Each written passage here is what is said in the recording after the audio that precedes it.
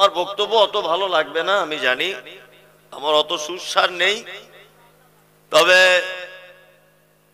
তাবলীগি জলসা বলে আমি খুব গুরুত্ব সহকারে একটা একটা একটা একটা করে বুঝিয়ে বুঝিয়ে কিছু বলার চেষ্টা করব ইনশাআল্লাহ। আমাকে একটা পর্যন্ত বলতে বলেছেন, একটা পর্যন্তই বলবো, আর আপনি ধৈর্য ধরুন।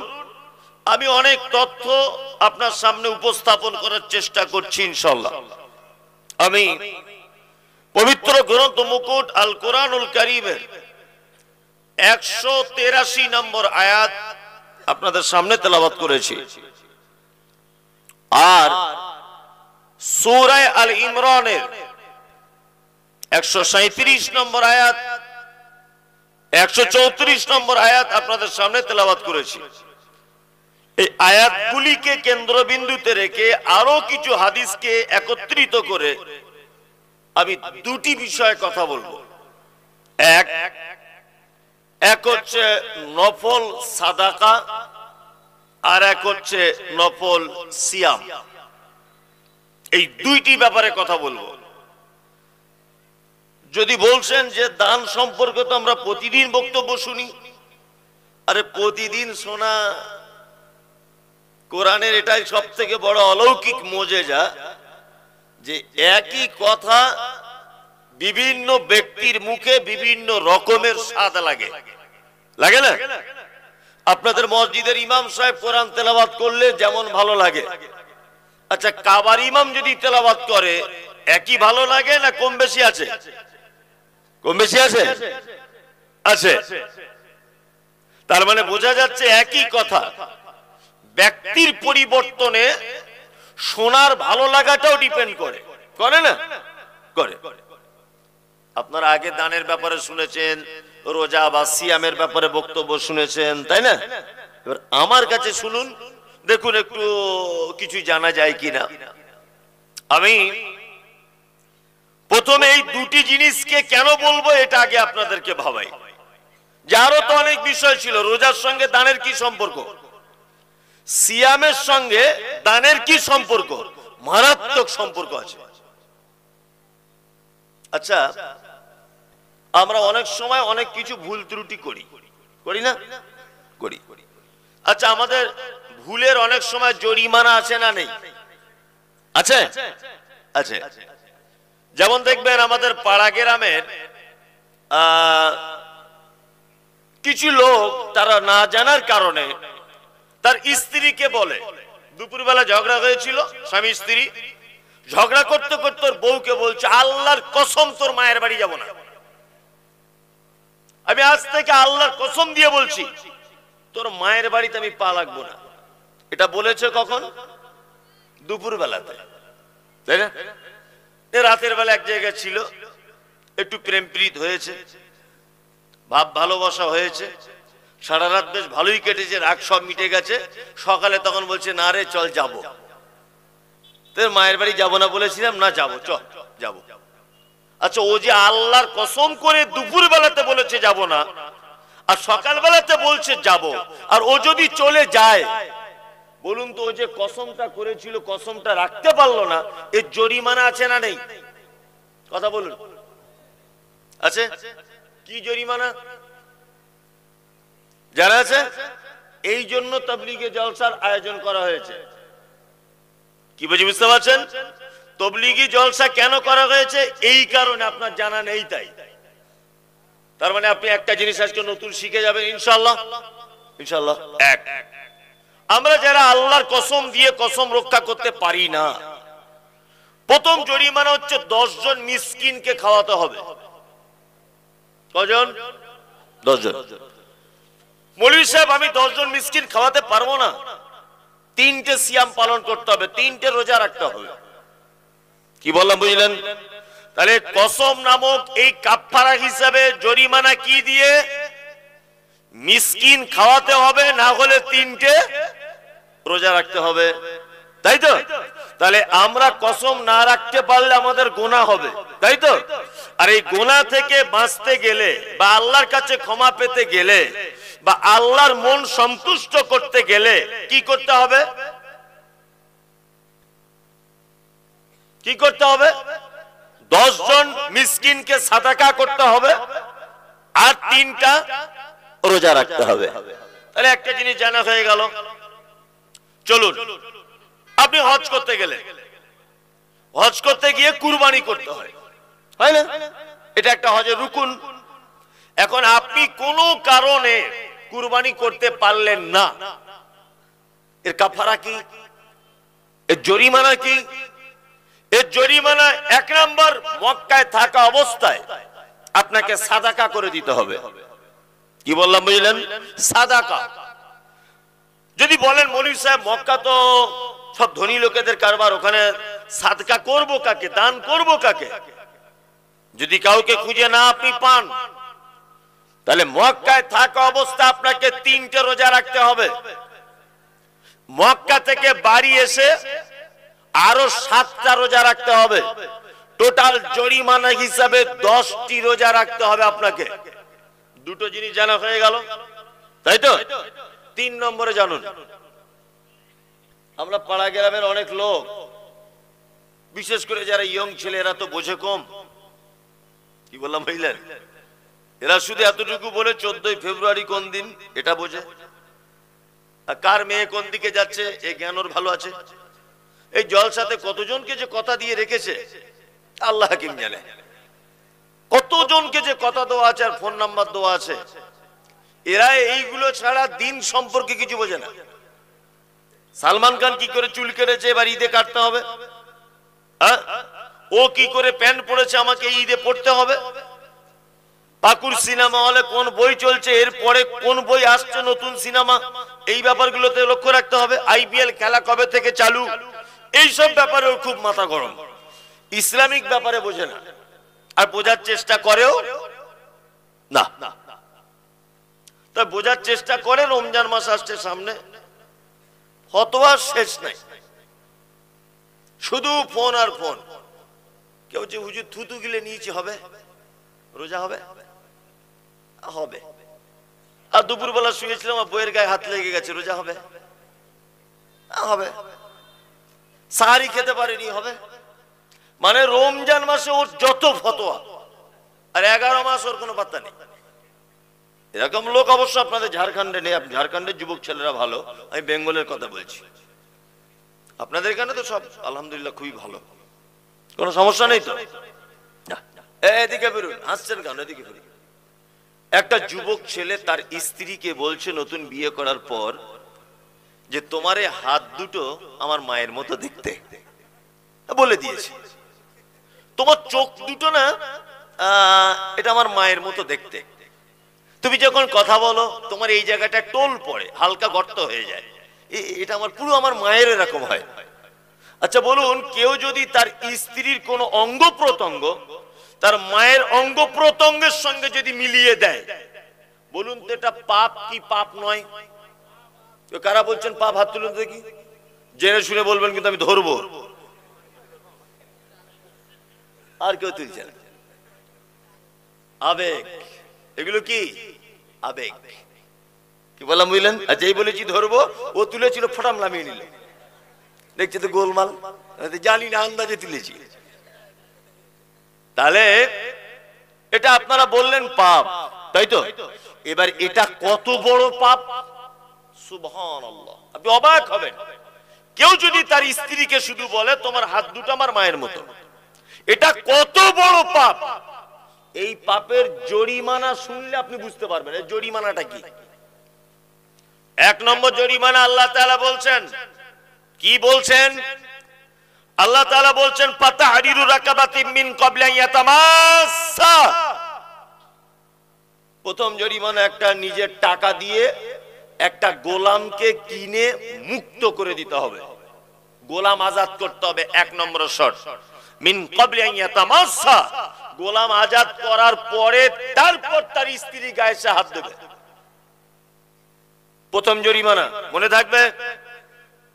2 নম্বর, মৌলভী সাহেব আমার টাকা নেই, আমি কি করে গোলাম আজাদ করব?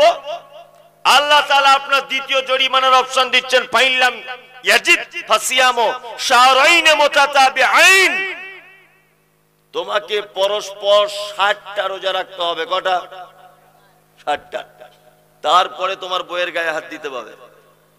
যদি বলেন মৌলভী সাহেব রোজার মাসেই ফরজ রোজা 30টা পারি না, জরিমানা 60টা, এটা কঠিন ব্যাপার না? কঠিন ব্যাপার তো। এখানে আর একটা মজার কথা বলি। এখন আপনার বউকে এরকম মায়ের সঙ্গে তুলনা করেছিলেন, যে জরিমানা 60টা রোজা করছেন আপনি, ভালো করে বুঝবেন। ঠিক 56টা হয়েছে, একটা রোজা ভেঙে গেছে, কি হবে? আবার শুরু থেকে। কি বলছি বুঝতে পারছেন? এর নাম শাহরাইন মুতাতাবিআইন, পরস্পর মাঝখানে কোনো বিরতি দেওয়া চলবে না। তাহলে দ্বিতীয় জরিমানাটা আপনারা শুনে নিলেন, 60টা রোজা। মৌলভী সাহেব আমি 60টা রোজা করতে পারবো না, এমনিতেই 30টা পারি না, তাহলে আমি কি করব? আল্লাহ তাআলা বলছেন ফাইন লাম ইয়াস্তাতি ফাইতামু 60 মিসকিন ইন ক্বাবলা ইয়াতামাসসা। তোমার 3 নম্বরের জরিমানা হচ্ছে এই যে তুমি 60 জন মিসকিনকে খানা খেলাও, তোমার স্ত্রীর গায়ে টাচ করার আগে। ভালো করে বুঝবেন। তাহলে এই 3টে জরিমানা, দুটো কি দিয়ে? মনে নেই না? মনে থাকে না, বয়স হয়ে গেছে, মনে থাকে। 5 টাকা কম দিলে বুঝতে পারে, কিন্তু ওইসব মনে থাকে না। এখনই বললাম, ভুলে গেলেন আপনি। প্রথম জরিমানা হচ্ছে একটা গোলাম আজাদ করে দিতে হবে। দ্বিতীয় জরিমানা 60টা রোজা রাখতে হবে। তৃতীয় জরিমানা 60 জন মিসকিনকে খাওয়াতে হবে, তাই তো? এবার বলুন, এর ভিতরে দুটো জরিমানা কি দিয়ে? দান, দান দিয়ে। কি বলছি বুঝতে পারছেন? আর একটা জরিমানা কি দিয়ে? রোজা দিয়ে। কি বলছি বুঝতে পারছেন? আচ্ছা এবার বলুন, কসমের কাফারা কি? দান আর 3টে রোজা, তাই তো? কসমের কাফারা। আর হজ করতে গিয়ে ভুল হলে কাফারা কি? ওই যে রোজা আর দান। আর এইখানে স্ত্রীকে মায়ের সঙ্গে তুলনা করলে কাফারা কি? একটা 60টা রোজা, গোলাম আজাদ করতে হবে, এটা টাকা দিয়ে করতে হবে, দান। আর 60 জন মিসকিনকে খাওয়াতে হবে, এটাও দান। তার মানে বোঝা যাচ্ছে বান্দা যত ভুল করে, যত অপরাধ করে, প্রত্যেক অপরাধের জরিমানা হচ্ছে সিয়াম আর দান। তার মানে বোঝা যাচ্ছে আল্লাহর রাগকে থামাতে গেলে, আল্লাহর রাগকে মেটাতে গেলে দুইটা জিনিস আল্লাহর রাগকে মিটিয়ে দিতে পারে। কটা জিনিস? দুইটা জিনিস। এক হচ্ছে দান, আর এক হচ্ছে কি? সিয়াম, তাই না? চলুন প্রথমে সিয়ামটা বলবো না, প্রথম দানটা বলি। আমি আপনাকে দান করতে বলবো না, এটা কেমন জিনিস সেটা বলছি আপনাকে। এক, আমাদের নবী মুহাম্মদ সাল্লাল্লাহু আলাইহি ওয়াসাল্লাম তিনি বলছেন ইত্তাকুন নার ওয়ালাউ বিশিক্কি তামারিন, তোমরা জাহান্নাম থেকে বাঁচো, যে কোনো মূল্যে তোমাকে জাহান্নাম থেকে বাঁচতেই হবে। কিভাবে বাঁচবে? কিভাবে বাঁচার পদ্ধতি কি? তুমি একটা খাজুর খাচ্ছিলে, খাজুর, এই খাজুরটা খেতে খেতে তোমার হাতে খাজুরটা একটু থেকে গেছে, এই খাজুরটাও তুমি যদি পারো আল্লাহ রাস্তায় সাদাকা করে দাও, দান করে দাও, এর বিনিময়ে তুমি জাহান্নাম থেকে বাঁচো। তবুও তোমাকে বাঁচাই লাগবে। আর কি দিয়ে বাঁচতে হবে? শেষ সম্বলটা কি? দান, সাদাকা। এবার আপনাদেরকে একটা কথা বলি, মজার বিষয়। আচ্ছা দান আর সাদাকা এই দুটো আলাদা না এক? বলুন। বলছে আলাদা। ও যা জেনেছে তাই বলেছে। কি বলছে বুঝতে পারছেন? বাংলায় বলে দান, আরবিতে বলে সাদাকা। যার নাম লাউ তারই নাম কদু। কি বললাম বুঝলেন? বাংলাতে বলে দান, আরবিতে বলে সাদাকা, তাই তো? এবার দান কত গুরুত্বপূর্ণ জিনিস, আমি সব হাদিস কোরআন বাদ দিয়ে একটা কথা আপনার সামনে তুলে ধরছি। দেখুন দান কেমন জিনিস। আচ্ছা মানুষ যখন পাড়া গ্রামে মারা যায়, মারা যাবার 4, 5, 10 মিনিট আগে তার ছেলেরা, মেয়েরা, তার বৌমারা ওই লোকটার পাশে বসে কি করে বলুন? পানি, গালে পানি দেয়, তাই না? বড় মেয়ে এসে বলে বাপ শেষ পানিটা খাও, বড় বেটা এসে বলছে বাপ শেষ পানিটা খাও, বৌমা বলছে আব্বু শেষ পানিটা নাও, বলে কি বলে না? বলে। এটা আমার ওখানে হয়, আপনার ওখানে হোক। আচ্ছা বলুন তো, ওই লোকটা কি মরার আগে পানি চাইছে? যে একটু পানি দাও ফ্রিজ থেকে, খুব পানি পিপাসা লেগেছে একটু পানি দাও, এরকম ব্যাপার আছে কি? তাহলে কেন পানি দেন কেন? আর ওর তখন কি হয়, ও তখন কি বলে, এটা আমাদের জানা লাগবে কি লাগবে না? লাগবে, লাগবে। আল্লাহর নবী বললেন এক গ্লাস পানি থেকে এক ফোঁটা পানি যদি মাটিতে পড়ে যায়, যেমন কোনো আওয়াজ হয় না, একজন আল্লাহওয়ালা লোক, একজন ইমানদার লোক, একজন মুমিন লোক, ওই লোকটার কাছে যখন মালাকুল মউত চলে আসে, তার আত্মাটাকে যখন ধরে নেয়, আত্মাটাকে বার করার সময় যেমন মায়ের কোলে শিশু যেমন ঘুমিয়ে যায়, কেউ বুঝতে পারে না, ঠিক তেমন করে ওই লোকটার আত্মাটাকে বার করে নিয়ে যাওয়া হয়। তার বেটা বুঝতে পারে না, তার বেটি বুঝতে পারে না, তার বৌমা বুঝতে পারে না, কেউ বুঝতে পারে না, সবার মাঝখান থেকে লোকটার জান বার হয়ে চলে যায়। কেউ বুঝতে পারে? সবাই কাঁদছিল, বসে বসে গালে পানি দিচ্ছিল, কিন্তু কখন মারা গেছে কেউ দেখতে পায়? দেখতে পায় না। এবার একটা মজার কথা বলি, মানুষ মারা যাবার 2, 4, 5 মিনিট আগে মালাকুল মউত নামক যে ফেরেশতা আল্লাহর অর্ডারে আসে, এই ফেরেশতাকে কিন্তু ওই লোকটা দেখতে পায়, নিজের চোখে দেখতে পায়। কি বললাম বুঝলেন? যদি যে লোকটা মারা যাচ্ছে ও যদি খারাপ হয়, তাহলে কেমন করে জান বার করা হয়? মালাকুল মউত এত কঠিন করে তার আত্মাটাকে ধরে যে তার শিরা উপশিরা সমস্ত কিছু যেন ছিঁড়ে মালাকুল মউতের হাতে যেন চলে আসে।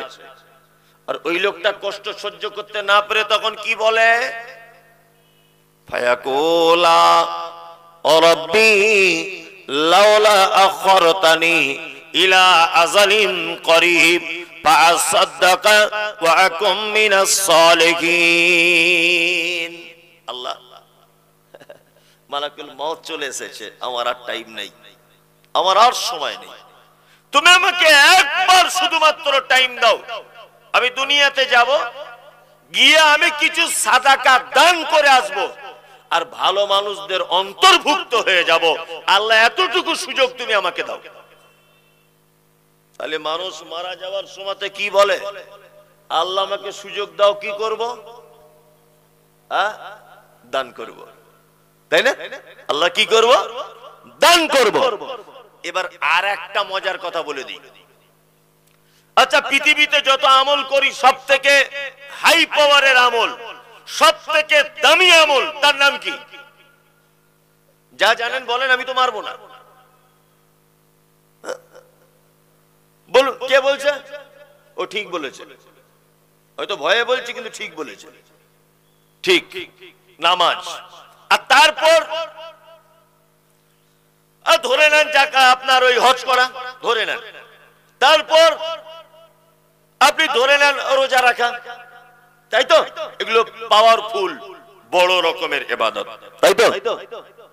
আচ্ছা, ওই লোকটা মরার আগে কেন এই কথা বলছে, আল্লাহ একটু টাইম দাও, দান করে আসি? ও তো বলতে পারতো যে আল্লাহ একটু টাইম দাও, 2 রাকাত নামাজ পড়ি, বলতে পারতো কি পারতো না? পারতো। এ কথা বললো না কেন? পৃথিবীতে যত ইবাদত আছে, প্রত্যেক ইবাদতের নির্দিষ্ট একটা পদ্ধতি আছে।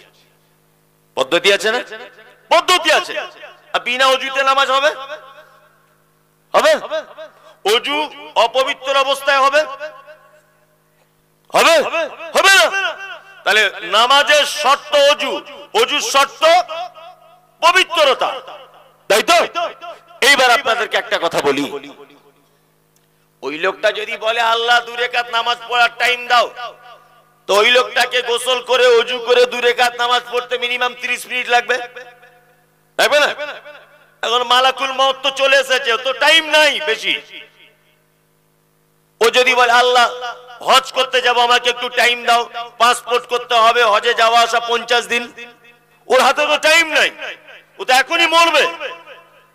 ও তো বলতে পারতো আল্লাহ একটু রোজা রাখি, সাহারি খেতে হবে, ইফতারি করতে হবে, সারাদিন না শুকিয়ে থাকতে হবে, তাই না? আল্লাহ, লোকটা কি বলছে? ফাসাদদাকা ওয়া আকুম মিনাস সালিহিন। আল্লাহ আমাকে একটু সুযোগ দাও, আমি একটু দান করে আসি, দান করে আসি, আর ভালো মানুষদের অন্তর্ভুক্ত হয়ে তবে তোমার কাছে আসি। তার মানে বোঝা যাচ্ছে যে দান করলে ভালো মানুষদের অন্তর্ভুক্ত হওয়া যায়। দুই নম্বর, পৃথিবীতে একটি আমল আছে যে আমলের কোনো পদ্ধতি নাই, কোনো পদ্ধতি নাই। এই তোমরা তো কথা বলছো কেন?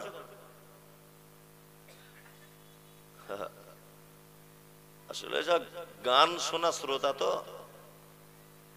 না, এদের কাছে হাদিস কোরআন চলবে না।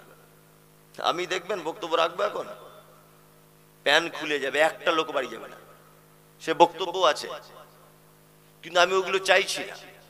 আমি চাইছি তাবলিগি জলসা, দুটো একটা বিষয় ভিত্তিক মানুষকে একটু বুঝিয়ে বুঝিয়ে যদি বলা যায়, তাবলিগি জলসা বলে। আর যদি মনে করছেন না এসব শুনবো না, তাহলে আমাদের কাছে ভেলকিবাজি আছে, কিন্তু আমি ওগুলো চাইছি না। আমি চাইছি, আর 1 সপ্তাহ 10 দিন পরে রমজান আসছে, এই সম্পর্কে আপনাকে কিছু ভাবিয়ে দেবো। দান তার ভিতরে এক গুরুত্বপূর্ণ বিষয়, এই ব্যাপারে কিছু ভাবিয়ে দেবো, দিয়ে আমি চলে যাব। কিন্তু আপনি দেখতে পাচ্ছি এতে সন্তুষ্ট না। আপনি না সন্তুষ্ট হলেও আমি বলছি তবুও। তাহলে মৃত্যু আগে মানুষটি কেন বলছে যে আমি দান করব? পৃথিবীতে একটি আমল আছে যে আমলটার কোনো পদ্ধতি নেই, কোনো পদ্ধতি নেই। আপনি পাকুড় স্টেশনে নেমেছেন, হোটেলে ভাত খেতে ঢুকেছেন, ভালো করে বুঝবেন। ভাত খেতে ঢোকার সময় দেখছেন একজন মহিলা দুটি বাচ্চা নিয়ে দাঁড়িয়ে আছে হোটেলের সামনে। ও এতিম বাচ্চা, ও স্বামী টামি কেউ নাই, ভিক্ষা করে, ভালো করে বুঝবেন। ও হোটেল থেকে বার হওয়ার সময় বলছে লা ইলাহা ইল্লাল্লাহ, মামু কিছু দাও। পাকুড় থেকে বাসে নামলেন, হঠাৎ করে একটা লোক এসে বলছে লা ইলাহা ইল্লাল্লাহ, মামা কিছু দাও। তুমি জিজ্ঞাসা করতে পাবে না, তুমি হানাফি, সাফি, মালিকি, হাম্বলি, দেওবন্দি, জামাত ইসলামী, বেরেলি, তুমি পাথরচাপড়ি, তুমি ঘুটিয়াবি, আজমিরি, কাশ্মীরি, তুমি আহলে হাদিস, তুমি ফারাইজি, তুমি রাফলিয়াদিন করো কি করো না, তুমি লুঙ্গি পরে কেন, প্যান্ট পরে কেন নেই, হাতে মোবাইল কেন, তোমার মাথার চুল লাল কেন, কেন তুমি ভিক্ষা করছো, তুমি লম্বা না বেঠে, তুমি হিন্দু না মুসলিম, এটা জিজ্ঞাসা করার প্রয়োজন তাই। লা ইলাহা ইল্লাল্লাহ, বাবা কিছু দাও। পকেটে পয়সা ছিল, চট করে একটা 10 টাকার নোট ধরিয়ে দিলেন। জিজ্ঞাসা করার কোনো সুযোগ নেই তুমি কোন কাস্টের লোক। এইরকম কোন হাদিস থেকে পাওয়া যায় না যে নফল দানের ক্ষেত্রে 20 টাকার নোট দিতে হবে, 10 টাকার নোট দিতে হবে, 1 টাকার কয়েন দেওয়া চলবে না, 5 টাকার কয়েন দেওয়া চলবে না, সব নোট দিতে হবে। এরা কোনো পদ্ধতি আছে? আচ্ছা, পৃথিবীতে একটি ইবাদত আছে যে ইবাদতের কোনো পদ্ধতি নেই, কোনো পদ্ধতি নেই। কি বুঝি, বুঝতে পারছেন? তার নাম নফল দান বা নফল সাদাকা। এবার একটা জিনিস আপনাকে আমি বলে দিই, সেটা কি? এখন এই দান 2 প্রকারের। কয় প্রকার? কথা বলুন। 2 প্রকার, এক ফরজ আর এক নফল বা সুন্নত। ফরজ কোনটা? যেমন রমজান মাসে যাকাতুল ফিতর, এটা কি ফরজ, বাধ্যতামূলক। আর আপনার সারা বছরের সংসার চালানোর পর যে টাকা বেঁচে গেছে এর থেকে 2.5% যাকাত, এটা কি ফরজ। তবে বলে দিচ্ছি, ফরজের একটা নির্দিষ্ট পদ্ধতি আছে। যাকাত আপনি সবাইকে দিতে পারবেন না, ফিতরা সবাইকে দিতে পারবেন না। এটা কাদেরকে দেবেন তার নির্দিষ্ট একটা পদ্ধতি আল্লাহ সুবহানাহু ওয়া তাআলা সূরা তাওবায় বলে দিয়েছেন, 8 শ্রেণীর লোক পাবে। কি বললাম বুঝলেন? এই 8 শ্রেণীর লোক ছাড়া আর কাউকে আপনি যাকাত বা ফিতরা দিতে পারবেন না। এটা হলো ফরজ। নফল কোনগুলো? আপনার সংসার চালানোর পর, ভেলোরে ডাক্তার দেখানোর পর, আপনার স্ত্রীর জামা কাপড় কেনার পর, আপনার সাপ্তাহিক বাজার ঘাট করার পর 2000 টাকা বেঁচেছে, এর থেকে আপনি গরিব অসহায় দুস্থ মানুষদের মাঝখানে যদি কিছু দেন, এর নাম হচ্ছে নফল দান বা নফল সাদাকা। কি বলছি বুঝতে পারছেন? এইবার আপনাকে একটা চমৎকার কথা বলে দিই, সেটি হচ্ছে এই, আমরা নফল সাদকা যারা করি বা দান যারা করি, এটা আবার দুই প্রকারের। কয় প্রকার? কয় প্রকার? দুই প্রকার। নফল দান বা সাদকা কয় প্রকার? দুই প্রকার। এক সাধারণ দান, আর এক সাদকায়ে জারিয়া। সাধারণ সাদাকা আর দুই সাদকায়ে জারিয়া। এই ওই পাকুড়ের হোটেলের কথা আবার বলি। দুইজন অসহায় বাচ্চা লোককে, বাচ্চা ছেলে পয়সা চায় না, হোটেলে অনেক সময় বার হওয়ার সময় দরজায় থাকে, দুইজনকে খাইয়ে দিলেন বিরিয়ানি। আচ্ছা বলুন তো, এটা নফল দান কি দান নয়? দান। তবে এটা সাধারণ দান। কি বললাম বুঝলেন? জারিয়া কাকে বলে? এই যে মসজিদটা ঢালাই হচ্ছিল না, আপনি 5 কুইন্টাল রড কিনে দিলেন, এর নাম কি? সাদকায়ে জারিয়া। আবার আমি বলে দিচ্ছি, এই জারিয়ার ক্ষেত্রে আমাদের বুঝতে হবে কোন জায়গায় জারিয়া করা উত্তম, এটা আমাদের বুঝতে হবে। কি বললাম বুঝলেন? একটা ছেলের পাতলা পায়খানা হয়েছে, একদিনে মোটামুটি 20-22 বার হয়েছে। এখনো মাঠে পায়খানা করতে গেছে, মাঠে পায়খানা করতে গিয়ে ওর পাছাতে একটা বিষাক্ত সাপ কামড়ে দিয়েছে। মাঠে পায়খানা করতে গিয়ে ওর পাছাতে একটা বিষাক্ত কি সাপে কামড়িয়েছে। এবার আপনাদেরকে বলি, ওই রোগীটাকে একটা ডাক্তারের কাছে নিয়ে যাওয়া হলো। আচ্ছা বলুন তো, ডাক্তার যদি জ্ঞানী হয়, তার কোন ঔষধটা আগে দিবে? পাতলা পায়খানা না সাপে কামড়ানোটার? কোনটা? সাপে কামড়ানোটা। আরে পায়খানা আরো 4 বার হলেও বেঁচে থাকবে, তাই না? কিন্তু সাপে কাটার এটা যদি চিকিৎসা দেরি হয়ে যায়, ও বাঁচবে? বাঁচবে না। তাহলে আমাদেরকে বুঝতে হবে কোন চিকিৎসা আগে করা দরকার। মসজিদে দান করা কি সাদকায়ে জারিয়া, আর মাদ্রাসায় ওটাও সাদকায়ে জারিয়া। জারিয়া নয়। এখন আমাদেরকে বুঝতে হবে যে কোন সাদকায়ে জারিয়া আমার লাভ বেশি। আমরা সব ব্যাপারে লাভ লস বুঝি না। বুঝি কি বুঝি না? বুঝি। মেয়ে দেখতে গেছে বেটার জন্য, বেটার জন্য মেয়ে দেখতে গেছে। মেয়েটাকে জিজ্ঞেস করছে, তোমার আব্বা কি করে মা? বলছে, আমার আব্বা 13টা ডাম্পার গাড়ি আছে। আর কি করে না, ফারাক্কাতে মেন রোডের সাইডে 14টা দোকান। আচ্ছা আচ্ছা আচ্ছা আচ্ছা, তোমার কি ভাইটাই কেউ নাই মা? বলছে না, আমি বাপের এক বেটি। এর সঙ্গে সঙ্গে অঙ্ক কষে নিয়েছে যে এক বেটি মানে 14টা দোকান, ওর বাপ মরে গেলেই আমার বেটা পাবে, আর 14টা ডাম্পার আমার বেটা পেয়ে যাবে, তাই না? মানে সব কিছু আপনি লস লাভ ভালো মন্দ বুঝেন, বুঝেন না? আপনি তো চালাক লোক, চালাক লোক না। ঢেঁড়স কিনতে গেলে আগা ভেঙে দেখেন কচি কিনা, বাজারে লাউ কিনতে গেলে নখ ঢুকিয়ে দেন তলায়, মাল কচি কিনা। বাজারে সিম কিনতে গেলে লাইটে দেখেন ভিতরে পোকা আছে কিনা। 500 টাকা লোড দিলে বারবার দেখেন জাল আছে কিনা। আপনি দুধ কিনলে মেশিনে ভরে দেখেন এটা দুধ অরিজিনাল কিনা। ঘি কিনলে দেখেন কোন কোম্পানির ঘি। আপনার সব বেলাতে ভালো জ্ঞান, ভালো বুদ্ধিমান লোক। আপনাকে এই ব্যাপারেও জ্ঞান রাখতে হবে যে সাদকায়ে জারিয়া এখন উত্তম কোথায়। কি বলছি বুঝতে পারছেন? আচ্ছা আপনারা আমার দিকে ফিরুন তো। মসজিদে কালকে আপনি 5 কুইন্টাল রড দান করলেন, তাহলে এটা সাদকায়ে জারিয়া, তাই তো? নাম্বার 2, আচ্ছা বলুন, আপনাদের গ্রামে যে 2তলা মসজিদটা দেখলাম, 100 বছর পরে হলেও বালি সিমেন্ট নষ্ট হয়ে গিয়ে এই মসজিদ ভেঙে আবার নতুন মসজিদ করা হবে কি হবে না? হবে। তাহলে আপনার যে 5 কুইন্টাল রড এই মসজিদে দিয়েছিলেন, তাহলে 100 বছর পরে এই মসজিদে রড আর থাকবে? থাকবে? থাকবে না। ও তখন ভাকুড়ির দোকানে, অর্থাৎ ওই যে লোহালক করে দোকানে চলে যাবে, বিক্রি হয়ে যাবে। তাহলে আপনার সাদকায়ে জারিয়া লংজিভিটি 100 বছর, তাই না? খুব জোর করে 200 বছর থাকতে পারে, তারপরে কিন্তু আপনার সাদকায়ে জারিয়া শেষ, তাই তো? তাহলে কিয়ামত পর্যন্ত যাতে আমার জারিয়া নেকি হয়, কি করতে হবে? ওই জন্য আমি বারবার একটা কথা বলি, যেখানে কোরআন শিক্ষার ব্যবস্থা আছে, কোরআন শিক্ষার ব্যবস্থা অর্থাৎ মাদ্রাসায় আপনি 1000 টাকা দান করেছেন, মাদ্রাসার বিল্ডিং এর জন্য 10টা ইট কেনা হয়েছে, 1000 টাকা দিয়ে 100টা ইট কেনা হয়েছে। ওই রুমটাতে থেকে যে ছেলেটা কোরআনের হাফেজ তৈরি হলো, ও আরো 5 জনকে হাফেজ করবে, সে আরো 5 জনকে হাফেজ করবে, সে আরো 5 জনকে হাফেজ করবে। ফলাফল কিয়ামত পর্যন্ত ওই আপনার একদিনের চাউল খেয়ে যে ছেলেটা হাফেজ হয়েছে, আপনি কিয়ামত পর্যন্ত এর পক্ষ থেকে আপনার আমলনামাতে অ্যাকাউন্টে নেকি জমাই হতে থাকবে, জমাই হতে থাকবে। আমি তো মনে করি কোরআন শিক্ষার ব্যবস্থার জন্য টাকা খরচা করা সবথেকে বড় সাদকা জারিয়া। কি বলছি বুঝতে পারছেন? কে বলেছে আপনাকে মসজিদে এসি কিনে দিতে হবে?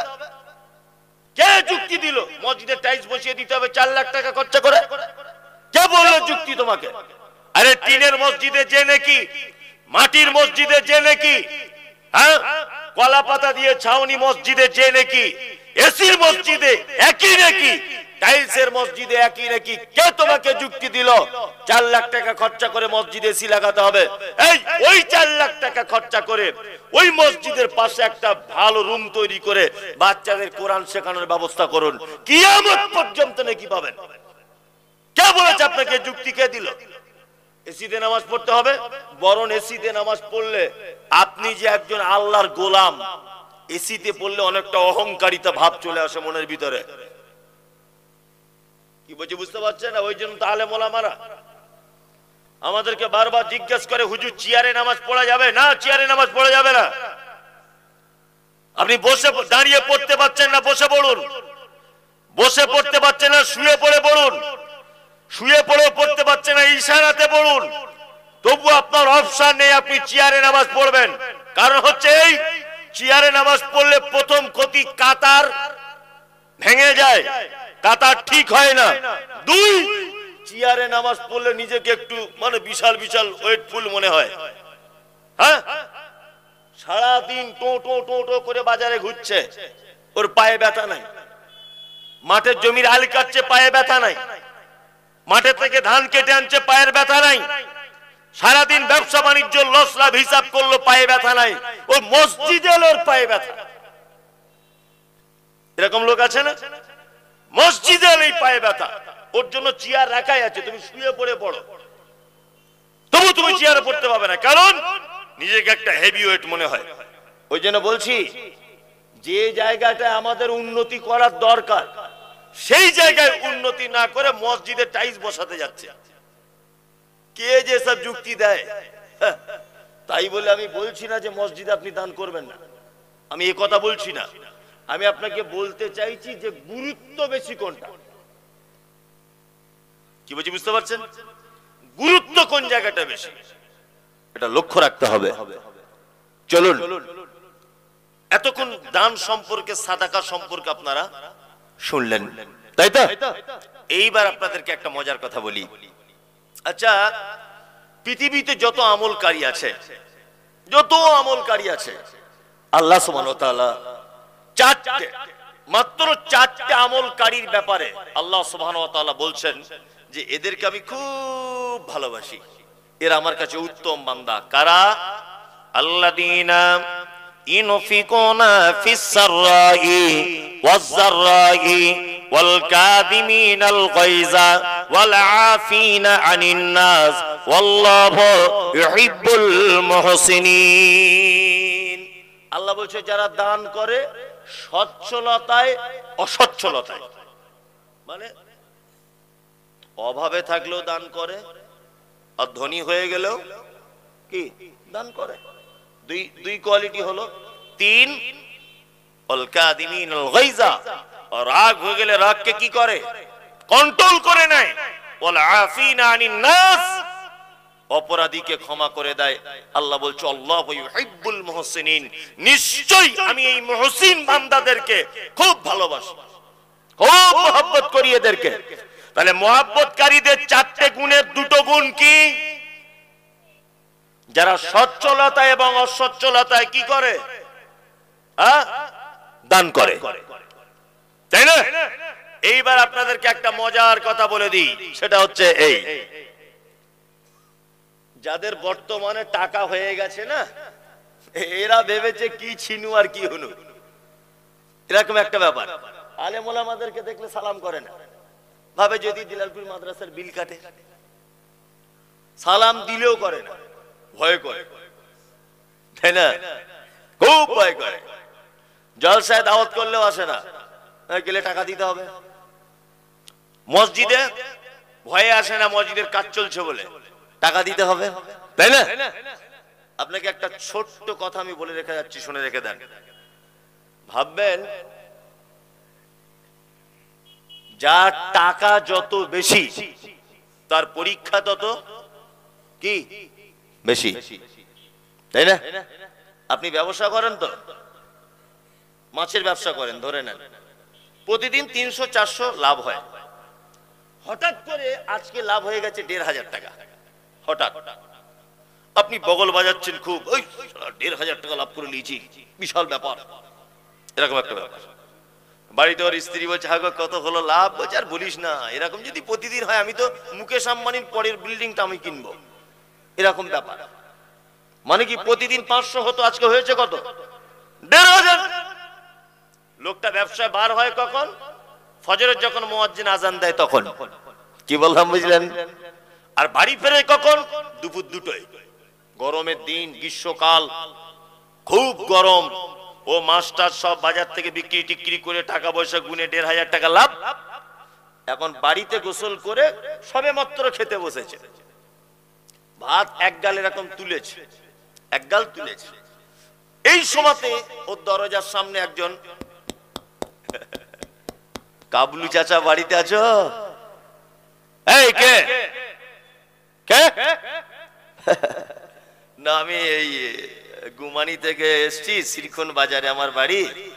আমার নাম লাইলা বানু, আমার স্বামী নেই তো, একটা ছেলে ক্যান্সার রোগে আক্রান্ত, চিকিৎসা করাতে পারছি না, ওই জন্য এসেছি।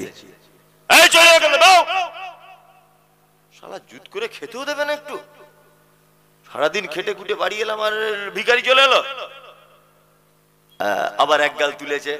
আবার একজন, কাবলু চাচা আছো বাড়িতে? কে? না আমি একজন অন্ধ মানুষ এসেছি। বাড়ি কোথায়? না আমার ফারাক্কায় বাড়ি। ও টাইম নেই, 2টোর সময় ভিক্ষা করতে আসে। ব্যবসা বাণিজ্য করে এখন কলকল করে শরীরে ঘাম ঝরছে, তুমি ভিক্ষা করতে আসছো? আল্লাহ বলছে আমার নাম রব,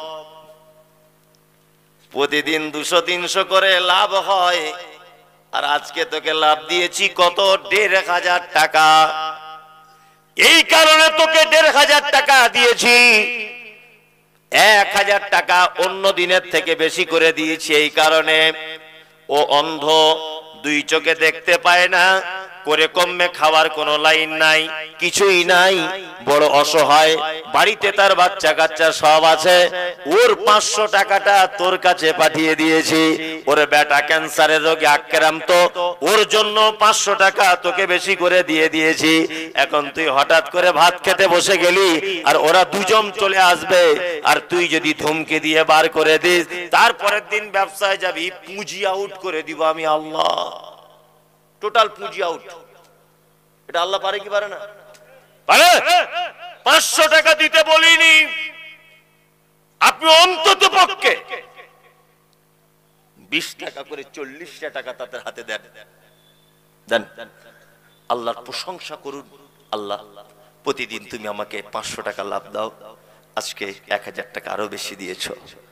ওই জন্য দিলালপুর মাদ্রাসায় 50 টাকা দিলাম, তবলিগি জলসার প্যান্ডেল ট্যান্ডেল খরচা হয়েছে, কমিটিকে 50 টাকা দিলাম, একটা বিধবা মেয়ে এসেছিল তাকে 20 টাকা দিলাম, একটা অন্ধ এসেছিল তাকে 20 টাকা দিলাম। আল্লাহ বলছে আমাকে যদি ফেরত দিয়ে দিস, তারপরের দিন আবার 3000 টাকা লাভ দিয়ে দেবো। আর যদি অন্ধকে দরজা থেকে ফেরত দাও, বিধবাকে যদি দরজা থেকে ফিরিয়ে দাও, এতিমকে যদি গলা ধাক্কা দিয়ে ছোট বড় করে কথা বলে ফেরত দিয়ে দাও, তাহলে তারপরের দিন ব্যবসায় যাবে, তোমার ব্যবসার 12:30 বাজিয়ে দেব। এটা আল্লাহ পারে? পারে। কত লোককে দেখেছি 5 তলায় বাস করতে, এখন গাছতলায় করে। আবার কত লোককে দেখেছি গাছতলায় বাস করত, 5 তলাতে করে। আমি একটা জিনিস খুব ভালো করে বুঝেছি, পৃথিবীতে যদি কেউ ধনী হতে চায়, যে আমি সুপার পাওয়ার ধনী হব, কোটি কোটি কোটি কোটি টাকার মালিক হব, ধনী হতে গেলে প্রথম কাজ দান করা শিখতে হবে। যে দান করতে পারে না, জীবনে কোনোদিন ধনী হতে পারবে না। কি বললাম বুঝলেন? আর বখিল লোকেদের থেকে বড় বিপদে পৃথিবীতে আর কেউ নেই। গ্রামগঞ্জে দেখবেন কিছু বখিল, চামারের বেটা চামার, লাখ লাখ টাকার মালিক, এখনো পর্যন্ত জুতোর ফিতে সেলাই করে তবে পড়ে, নতুন জুতো কেনে না। এরকম চামার আছে না? একটা জ্যাকেট কিনে 13 বছর ধরে পড়ছে, শীতকালে নতুন কেনে না। জীবনে কোনোদিন বাজারে ভালো মাছ, ভালো মাংস, খাসির মাংস খায় না, অথচ কোটি কোটি টাকা। আচ্ছা, এরকম চামার লোক, ওর খুব বিপদ। ও দুনিয়াতেও না ভালো জিনিস খেতে পারলো, গরিবের হালাতে থাকলো, আর আখেরাতে আমিরদের কাতারে দাঁড় করিয়ে আল্লাহ তাআলা হিসাব নেবেন। এই তুই চামারগিরি করবি কর, কিন্তু তোকে তো আমি দিয়েছিলাম টাকা পয়সা, তুই মুকেশ আম্বানির লাইনে দাঁড়া, তোর এখন হিসাব হবে। ও তখন মনে মনে ভাববে, এলা দুনিয়াতে ভালো লুঙ্গি পড়তে পারলাম না, আন্ডার প্যান্ট পরে ঘুরলাম, আর ছেঁড়া গেঞ্জি, পুঁই রান্নার ডাল আর কচু, ইলিশ মাছ চোখে দেখতে পারলাম না, খাসির মাংস জীবনে খেতে পারলাম না, হ্যাঁ আমি কেন মুকেশ আম্বানির কাতারে থাকবো? থাকতে হবে, কিছু করার নেই, তুমি তো চামার। কি বুঝলেন না? একদম। দান করা শিখুন, দান করা শিখুন। যারা দানের ব্যাপারে প্রশস্ত করে দেয় নিজের হাতকে, আল্লাহ সুবহানাহু ওয়া তাআলা তাদের মালে বারাকা দান করেন। ইনশাআল্লাহ আমরা দানের ব্যাপারে সচেতন হব, ইনশাআল্লাহ ইনশাআল্লাহ। তার নফল দান সম্পর্কে আমি মোটামুটি বলে দিলাম, প্রায় 1 ঘন্টার কাছাকাছি। এইবার আপনাদেরকে আমি একটা দ্বিতীয় যেটা বলবো সেটা হচ্ছে সিয়াম। এবার আমার দিকে ফিরুন। আচ্ছা, বর্তমান বাজারে অনেক বক্তা আছে দেখবেন, এখনকার বক্তা তো বেশিরভাগ নকলকারী বক্তা। বক্তার নাম লিখছে অমুক সাহেব, নকল নূর মোহাম্মদ, বক্তা অমুক সাহেব নকল বদরুদ্দোজা নাদবি, বক্তা অমুক সাহেব নকল দেলোয়ার হোসেন সাইদি। মনে মনে ভাবি, শালা বক্তাই যদি নকল হয়, ও আসল কথা বলবে কি করে? তো নিজেই নকল। আচ্ছা না, কত যে নূর মোহাম্মদ তা আল্লাহ ছাড়া কেউ জানে না, কত যে বদরুদ্দোজা নদবী তা আল্লাহ ছাড়া কেউ জানে না, কত যে দেলোয়ার হোসেন সাইদি আর কত যে আব্দুর রাজ্জাক বিন ইউসুফ বার হয়েছে। আল্লাহু আকবার। কি বললাম বুঝলেন না? তো মনে মনে ভাবছি, ও নিজেই যদি নকল হয়, তাহলে আর ও কি আসল কথা বলবে? এবার আপনাদেরকে একটা কথা বলি। আচ্ছা, এটা কি মাস আরবি? শাবান। শাবান মাস, তাই না? শাবান মাসে বেশি বেশি কি করতে হয়? একটা লোক করেছেন, কেউ হাত তুলুন তো এখানে। কজন? মানে 1 2 3 4 5। ঠিক আছে, তুমিও করেছো বাবু, মাশাআল্লাহ। উম্মে সালমা রাদিয়াল্লাহু তাআলা আনহা তিনি বলছেন যে আল্লাহ রাসূল সাল্লাল্লাহু আলাইহি ওয়াসাল্লাম শাহরাইন মুতাতাবিআইন, পরপর 2 মাস সিয়াম রাখতে দেখেছি আমি। কোন মাস? শাবান আর রমজান। তবে তিনি দুটো একটা সিয়াম শাবানে ছেড়েও ছিলেন। এক নাগারে কোন কোন হাদিস থেকে প্রমাণ পাওয়া যায় 15 দিন পর্যন্ত, 15 শাবান পর্যন্ত আল্লাহ রাসূল সাল্লাল্লাহু আলাইহি ওয়াসাল্লাম সিয়াম পালন করতেন। এইবার আপনাদেরকে বলি, নফল সিয়ামের গুরুত্ব কত। এক, আরাফার দিনে কেউ যদি সিয়াম পালন করে, কোন দিনে? আরাফার দিনে কেউ যদি সিয়াম পালন করে, গত 1 বছরের, আগামী 1 বছরের পাপকে ক্ষমা করে দেওয়া হয়। 2, কেউ যদি আশুরার দিনে যদি সিয়াম পালন করে মুহররমের 9-10 তারিখে, তাহলে 1 বছর, গত 1 বছরের পাপকে কি করা হয়? ক্ষমা করে দেওয়া হয়। 3, আমাদের নবী মুহাম্মদ সাল্লাল্লাহু আলাইহি ওয়াসাল্লাম তিনি বলছেন, কেউ যদি আল্লাহ সুবহানাহু ওয়া তাআলার সন্তুষ্টির জন্য একটি যদি নফল সিয়াম যদি পালন করে, তাহলে তার থেকে জাহান্নামকে 70 বছরের রাস্তা একটি ঘোড়া ছুটলে যতটা রাস্তা যাবে 70 বছর, তার থেকে ওই ব্যক্তির থেকে জাহান্নামকে ততটা দূরে সরিয়ে দেওয়া হবে। কি বলছি বুঝতে পারছেন? চলুন তাহলে এই তিনটে কথা বললাম নফল সিয়ামের, তাই না? তাহলে নফলে যদি এই হয়, মানে নকল বক্তায় যদি এই হয়, তাহলে আসল কি হবে? নফলে যদি এই উপকার হয়, একটা রোজা রাখলে যদি 70 বছর জাহান্নাম থেকে আল্লাহ যদি দূরে সরিয়ে দেয়, তাহলে ফরজ রাখলে কি হয়? আল্লাহু আকবার, আল্লাহু আকবার। ফরজের উপকারিতা বললে তো মাথার কাজ করবে না। ফরজের উপকারিতা কি? আর কদিন পরে রমজান, প্রস্তুতি নিচ্ছেন তো ইনশাআল্লাহ? 1 মাস সিয়াম পালন করবে ইনশাআল্লাহ? ইনশাআল্লাহ। আমাদের প্রস্তুতি কি? আমাদের প্রস্তুতি ছোলা কিনতে হবে, ভালো মানের খাজুর কিনতে হবে, আর ইফতারিতে প্রতিদিন ফল চাই, এই সব আমাদের প্রস্তুতি। আপনার স্ত্রীকে দেখবেন গ্যাসটা সব ভালো করে ভরে নিচ্ছে, সাহারিতে রান্না করতে হবে, এই সব প্রস্তুতি না? এই সব হাবিজাবি প্রস্তুতি। আমাদের মসজিদ কমিটিরা প্রস্তুতি নিচ্ছে, রং টং করে ঠিকঠাক করছে, রমজান মাস আসছে, তাই না? আল্লাহু আকবার। এটা তো আপনার প্রস্তুতি। হ্যাঁ, স্বয়ং আল্লাহ রমজান মাসে কি প্রস্তুতি নেয় দেখুন, আল্লাহ নিজে। সুবহানাল্লাহ। আচ্ছা, আপনার বাড়িতে যদি আমি এখন মেহমান হয়ে যদি যাই, তা আপনার বিছানার চাদর যেটা বিছানো থাকবে খাটের উপরে প্রতিদিন, ওই চাদরটাই থাকবে না নতুন চাদর আপনার স্ত্রী বার করে দিবে? কোনটা নতুন? আপনার বাড়িতে আমি যদি যাই, তাহলে আপনার স্ত্রী প্রতিদিন যে প্লেটে আপনারা ভাত খান ওই প্লেটে খেতে দিবে না আমার জন্য নতুন প্লেট নিবে? নতুন প্লেট নিবে। বাড়ি ঘর তোর পরিষ্কার করবে। মুমতাজুল ইসলাম বক্তা আসছে, যাতা ব্যাপার নয়। হ্যাঁ, আমাদের বাড়িতে আসছে, আপনার স্ত্রী দেখবেন 1 সপ্তাহ আগে থেকে সব ঘর বাড়ি রেডি করছে। যদি আমি আসবো বলি বা অন্য একটা কেউ আসবে বলে, আমি নিজেকে কিছু ভেবে বলছি না, করে কি করে না? করে। রমজান মাসে আল্লাহ নিজে কি প্রস্তুতি নেয়! সুবহানাল্লাহ। আল্লাহ রাসূল সাল্লাল্লাহু আলাইহি ওয়াসাল্লাম বলছে, ইযা দাখালা রমাদান ফুতিয়াত আবওয়াবুস সামা। রমজান যখন প্রবেশ করে আল্লাহ ফেরেশতাদেরকে বলে, আসমানের দরজা সব খুলে দাও, সব খুলে দাও আসমানের দরজা। ফুতিয়াত আবওয়াবুল জান্নাহ। ফেরেশতাদেরকে বলে, জান্নাতের দরজা সব খুলে দাও। ওয়া কুল্লিকাত আবওয়াবুন নার। জাহান্নামের দরজা বন্ধ করে দাও। ও সুলসিলাতিশ শায়াতিন। শয়তানদেরকে লোহার জিঞ্জিলে করে বেঁধে দাও। আল্লাহ নিজে প্রস্তুতি নেয়।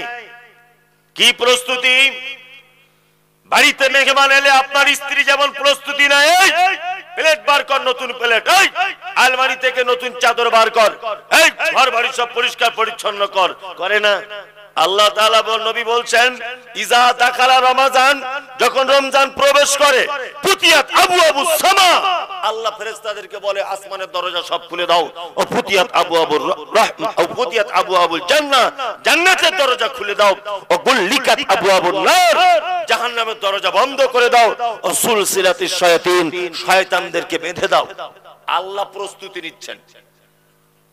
কি বলছি বুঝতে পারছেন? তার মানে আমার রমজানের বান্দারা সিয়াম পালন করবে, একেবারে রহমত দিয়ে, বরকত দিয়ে আসমানের দরজা খুলে দাও, জাহান্নামের দরজা বন্ধ করে দাও, শয়তানকে পর্যন্ত বেঁধে রাখো, যাতে আমার বান্দার কোনো অসুবিধা না হয়। কি বলছি বুঝতে পারছেন? এটা আল্লাহর প্রস্তুতি। ফরজ সিয়ামের উপকার কি?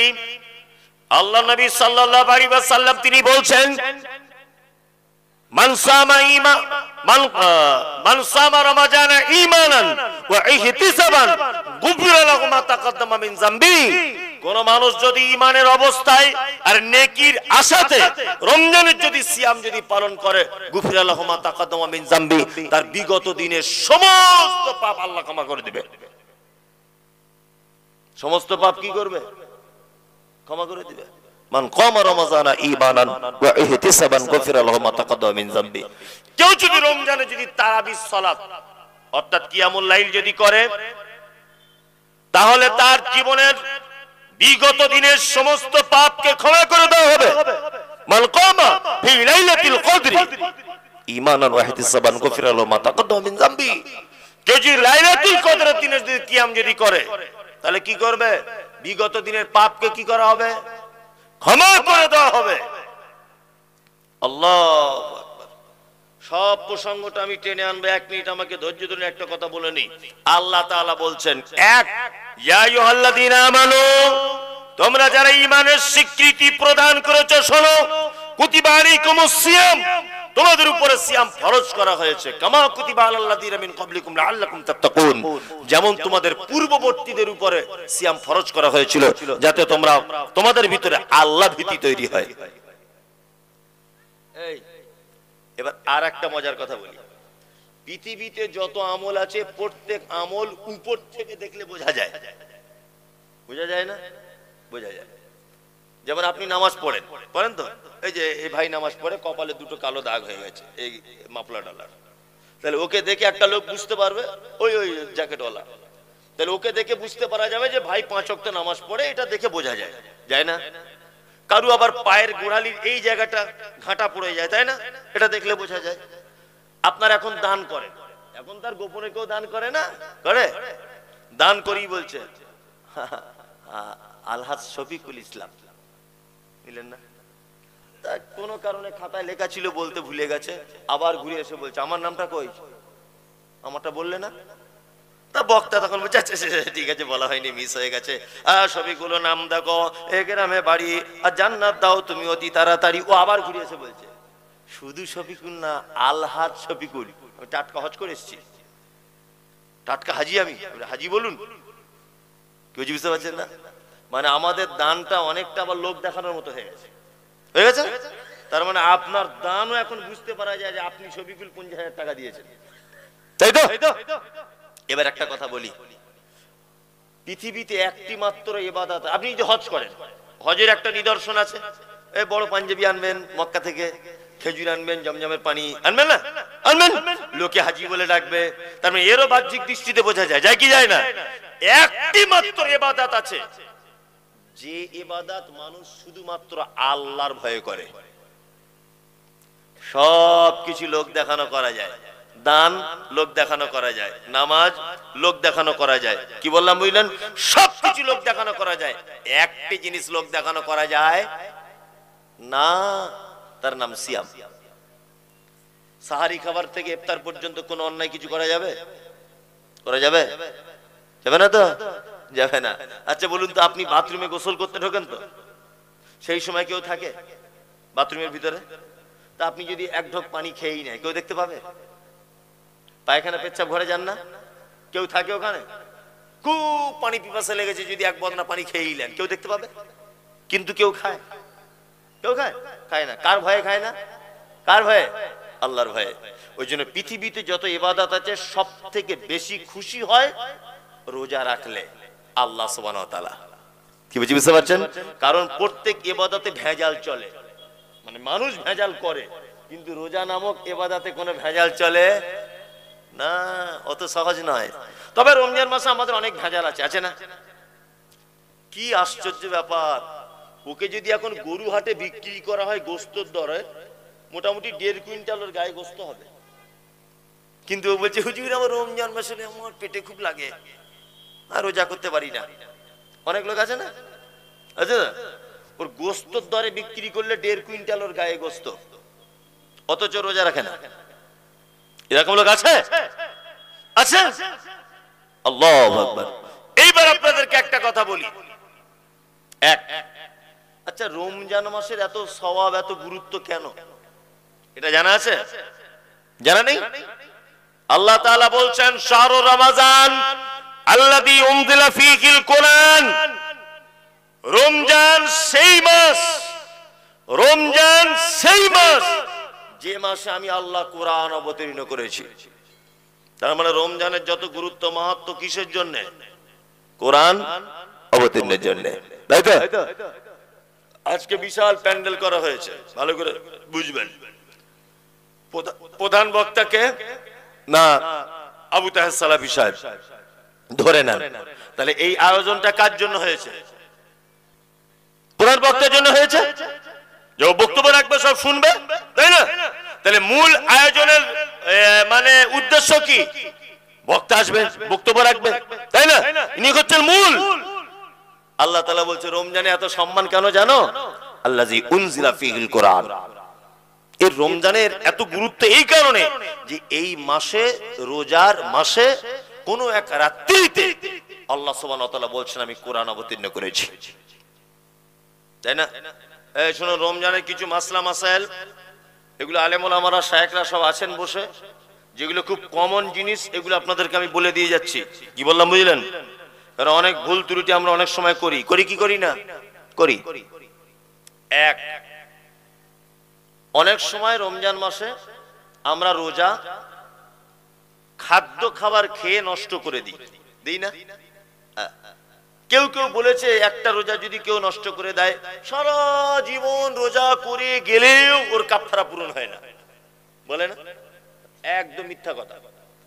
আপনি ইচ্ছা করে হোক একটা রোজা মিস করেছেন, ইচ্ছা করে, একদম ভালো করে বুঝবেন, আপনি একটি কাবিরা গুনাহ করেছেন। ফরজ ইবাদত ইচ্ছা করে ছেড়ে দিয়েছেন, আপনি কি করেছেন? কাবিরা গুনাহ করেছেন। আপনি তার জন্য আল্লাহর দরবারে ক্ষমা প্রার্থনা করুন, আর পরবর্তী টাইমে ওই রোজাটা পূর্ণ করে দেন। কি বললাম বুঝলেন? তাহলে খাদ্য দিয়ে রোজা যারা ভেঙেছে ইচ্ছা করে, তারা কাবিরা পাপ করেছে, হ্যাঁ, তারা আল্লাহর কাছে ক্ষমা চাইবে এবং পরবর্তীতে ওই রোজাগুলো কি করবে? করে দিবে। নাম্বার 2, আর একটা রোজা ভাঙার পদ্ধতি, তার কাফারা আবার একটু বেশি। সেটা কি?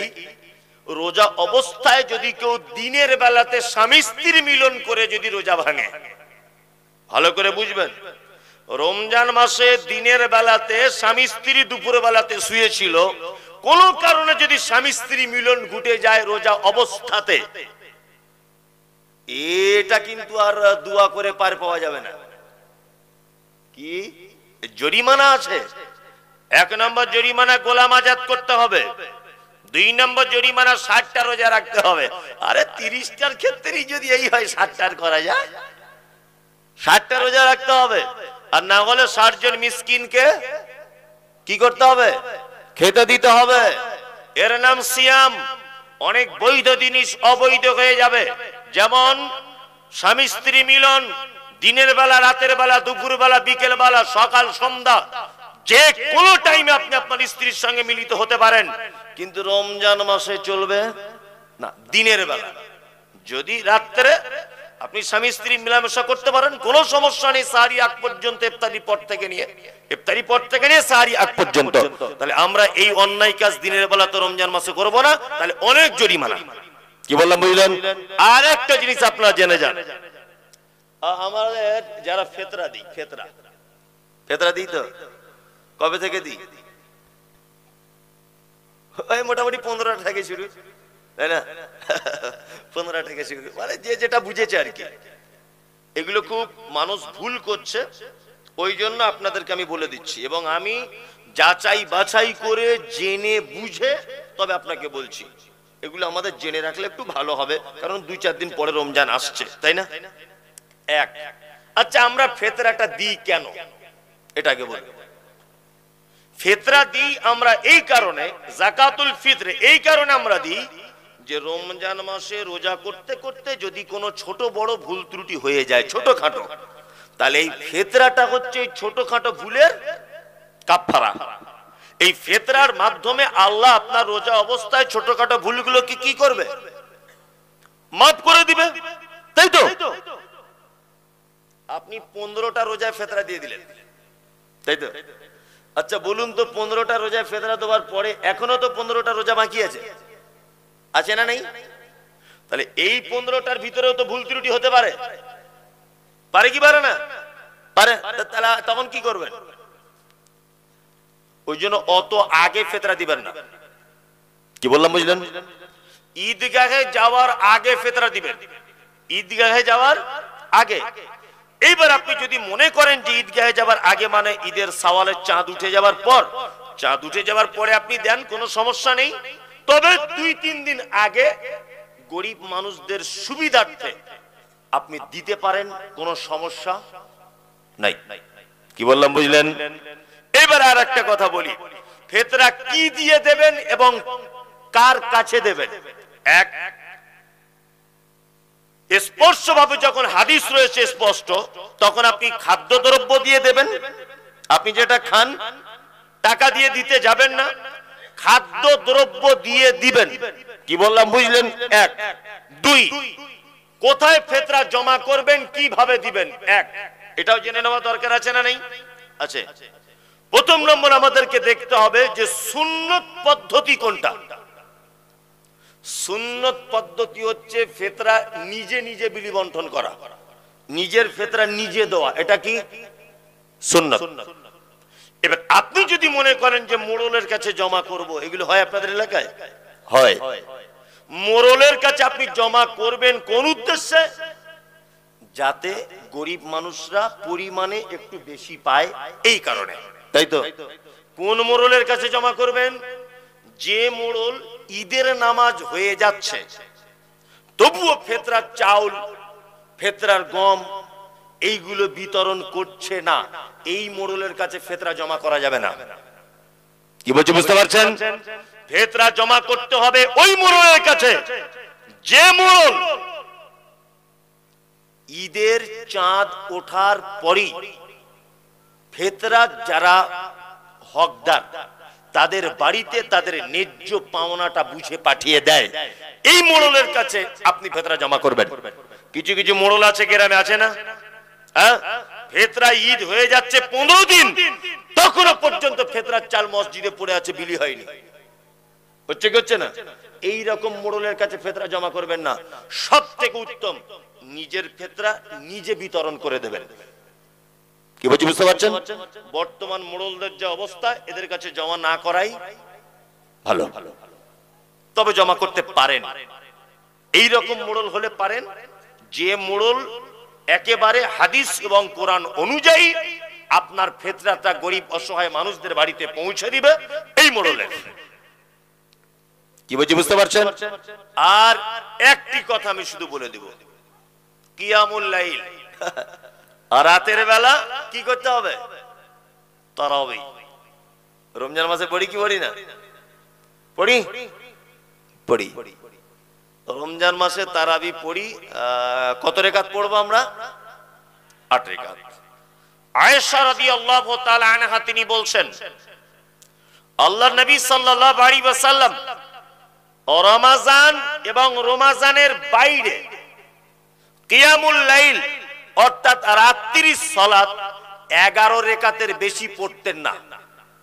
দেখুন এখানে একটা মজাদার কথা বলি, কিছু মানুষ আছে যারা 20 রাকাত তারাবি পড়ে, পড়ে না? পড়ে। আয়েশা রাদিয়াল্লাহু তাআলা আনহার এই হাদিসটা যদি একটু বোঝেন, আপনার কাছে অনুরোধ। আল্লাহ নবী সাল্লাল্লাহু আলাইহি ওয়াসাল্লাম বিবি আয়েশা বলছেন কি, যে আল্লাহ রাসূল 11 রাকাতের বেশি পড়তেন না। যদি তিনি বলতেন এই কথাটা যে 11 রাকাতের কম পড়তেন না, তাহলে বেশি পড়ার একটা অপশন ছিল, তাই না? আম্মা জান আয়েশা যদি এইভাবে বলতেন যে আল্লাহ নবী সাল্লাল্লাহু আলাইহি ওয়াসাল্লাম রমজানে এবং রমজানের বাইরে 11 রাকাতের কম পড়তেন না, এই কথাটা যদি বলতেন, তাহলে বেশি পড়ার একটা সম্ভাবনা ছিল। কিন্তু আম্মা জান আয়েশা বলছেন যে আল্লাহ রাসূল রমজানে এবং রমজানের বাইরে 11 রাকাতের বেশি পড়তেন না। তার মানে আর বেশি পড়ার অপশন থাকলো না। 11 রাকাতই সুন্নাত। কি বললাম বুঝলেন? 8 রাকাত তারাবি 3 রাকাত বেতের, 10 রাকাত তারাবি 1 রাকাত বেতের, যেভাবে হোক 11 রাকাত আপনাকে পড়তে হবে। 20 রাকাত যারা পড়ছেন আপনি 100 রাকাত পড়ুন, এতে আমাদের কোনো অসুবিধা নাই, তবে সুন্নতের খেলাফ। কি বলছি বুঝতে পারছেন? সুন্নতের খেলাফ। আমরা রমজানের জন্য প্রস্তুতি নেব ইনশাআল্লাহ। ইনশাআল্লাহ রমজানের প্রস্তুতি নেব তো? হ্যাঁ। রমজানে কোন আমল সবথেকে বেশি বেশি করব? ইয়েস, কোরআন তেলাওয়াত। কি করব? কোরআন তেলাওয়াত। সর্বক্ষণে বসে বসে কোরআন তেলাওয়াত করবেন। কি বললাম বুঝলেন? কারণ এই মাসে কোরআন কি অবতীর্ণ হয়েছে, এটা কোরআন অবতীর্ণের মাস। এটা কোরআন অবতীর্ণের মাস, বরকতের মাস। আমরা তো প্রত্যেক ইবাদতটা উৎসবে পরিণত করেছি, তাই না? উৎসব। এই যে রমজান মাস আসছে, মসজিদে জুতো চুরি, 3 বেলা জুতো চুরি, আর তারপরে ইমাম সাহেবের তো চাকরি যায়, ফতোয়ার শেষ নাই। ইমাম সাহেব একটু ঘুমাবে আরাম করে, তাও জায়গা নাই, ঘুমাচ্ছে। মৌলভী সাহেব কি ব্যাপার? সেসব গন্ডগোল হয়ে গেছে। কি গন্ডগোল হয়েছে? ওই যে ওই দেয়াল থেকে পড়ে গিয়ে একটু কেটে রক্ত বার হয়ে গেছে, হবে। ফতোয়া দিয়ে আবার শুয়ে পড়লো। আরেকজন এসে বলছে, হুজুর চোখে ড্রপ দেওয়া যাবে? ড্রপ? হ্যাঁ যাবে। আবার ঘুমিয়ে পড়লো। আবার একজন এসে বলছে, সর্বনাশ হয়ে গেল হুজুর। কি? না, খাজুর খেয়ে ইফতার করা সুন্নত, পানি খেয়ে করেছিলাম, চলবে? ফতোয়া শেষ নাই। আসলে 11 মাস হারাম করে মসজিদে আসে নাই। রমজান মাসে মনে হচ্ছিল আব্দুল কাদের জিলানী আমাদের গ্রামে এসছে, এত পরেশগার, তাই না? অটোমেটিক কানে দাঁতন গোজা আর সাদা লুঙ্গি, সাদা পাঞ্জাবি, আর অটোমেটিক মসজিদে বসে আছে, অথচ 11 মাস কোনো খোঁজ নাই। আচ্ছা,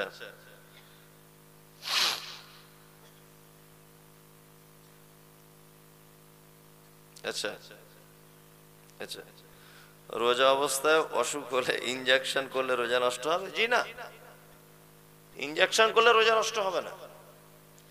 ওই ইনজেকশন করলে রোজা নষ্ট হবে যে ইনজেকশন করলে ক্ষুধা লাগবে না। কি বলছি বুঝতে পারছেন? যে ইনজেকশন করছেন, হয়তো এমন ইনজেকশন করছেন যে ডাক্তার বাবু আমাকে ইনজেকশন করে দেন যাতে খিদে না লাগে। এই ইনজেকশন যদি আপনি করেন তাহলে আপনার রোজা হবে না। কিন্তু আপনার অন্য কোনো সমস্যা রয়েছে, তাই না? সেই সমস্যার কারণে আপনি রমজানে ইনজেকশন নিতে পারেন, কোনো সমস্যা নাই। নাকে ড্রপ দিতে পারেন, চোখে ড্রপ দিতে পারেন, কোনো সমস্যা নাই। হালকা যদি একটু কেটে যায়, কোনো সমস্যা কি নাই। কোথাও মলম লাগাতে পারেন, কোনো সমস্যা নাই। প্রচন্ড রোদ্দুর, গরমের তাপ, যদি মনে করেন একটু ঠান্ডা পানিতে বসে থাকবো কিছুক্ষণ, পারেন, সমস্যা নেই। এইখান থেকে এই দিকে কিছু না গেলে হলো। মেন কথা বুঝতে পেরেছেন? এইখান থেকে এই দিকে পাঠানো যাবে কি না। বাকি যেগুলো সাধারণ গতিতে হয় সেগুলো আপনি করতে কি পারবেন। এইবার আপনাদেরকে আমি একটা মজার কথা বলবো। আচ্ছা, এতক্ষণ পর্যন্ত যা কিছু শুনেছেন এগুলো কি মানা যাবে? যাবে? রমজানের রোজা রাখবো ইনশাল্লাহ, দান বেশি বেশি করবে ইনশাল্লাহ, ইনশাল্লাহ। যদি না মানেন, আপনার ব্যাপারে আল্লাহ একটা ওষুধ দিয়েছে। যদি আপনি না মানেন, আমি 2-3টে কথা বলে দিচ্ছি, 2-3টে কথা খুব মনোযোগ দিয়ে শুনবেন। আচ্ছা, উট, উটের নাম শুনেছেন? আল্লাহ সুবহানাহু ওয়া তাআলা পবিত্র আল কোরআনের ভিতরে বলছেন, কি বলছেন? আফালা ইয়ানজুরুনা ইলাল ইবিলি কাইফা খুলিকাত। আল্লাহ বলছেন, তোমরা কি উটের দিকে তাকিয়ে দেখো না তাদেরকে কেমন করে বানালাম? তোমরা কি উটের দিকে তাকিয়ে দেখো না তাকে কেমন করে বানালাম? বনের সবথেকে দাম্ভিক প্রাণী, অহংকারী প্রাণী, গর্জনের প্রাণী, ভয়ঙ্কর প্রাণী, বনের রাজা কাকে বলা হয়? হ্যাঁ, সিংহ। সিংহ হচ্ছে বনের রাজা। আল্লাহ তাআলা সিংহের কথা বললেন না? ওদিকে কি হলো? কিছু হয়নি, কিছু হয়নি, কিছু হয়নি। এদিকে ফিরুন, এদিকে ফিরুন, এদিকে ফিরুন। তাহলে বনের রাজা সিংহ, তাই তো? কিন্তু আল্লাহ তাআলা একবারও বলছেন না যে সিংহের দিকে তাকিয়ে দেখো। কি বলছেন? উটের দিকে তাকিয়ে দেখো। পৃথিবীতে যত প্রাণী আছে, উট এক আশ্চর্য প্রাণী। কি বললাম বুঝলেন? যেমন মরুভূমিতে যদি চলে উট, তাহলে পুকুরের ব্যবস্থা নেই, কলের ব্যবস্থা নেই, পানির ব্যবস্থা নেই, আছে নাই?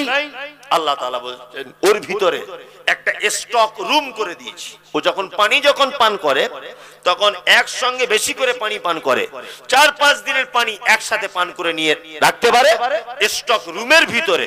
ওর পাকস্থলীতে পানি শেষ হয়ে গেলে আবার স্টক রুম থেকে পানি টেনে ওর পাকস্থলীকে সতেজ করে। এর নাম কি? উট। আবার উটের পিঠের উপর একটা এরকম উঁচু জায়গা থাকে, থাকে না? অনেক লোক আবার বলে হযরত আলীর কবর। যে বলছে তার কি, তারও মাথায় গোবর ভরা, তার বাপের মাথাতেও গোবর ভরা। আলীর কবর যদি উটের পিঠে হবে, তো আমি বলছি একটা উটের পিঠে হলো, সব উটের পিঠে এরকম কেন? ভণ্ডামি কথা না, সব ভণ্ডামি কথা। উট পৃথিবীর এক আশ্চর্য প্রাণী।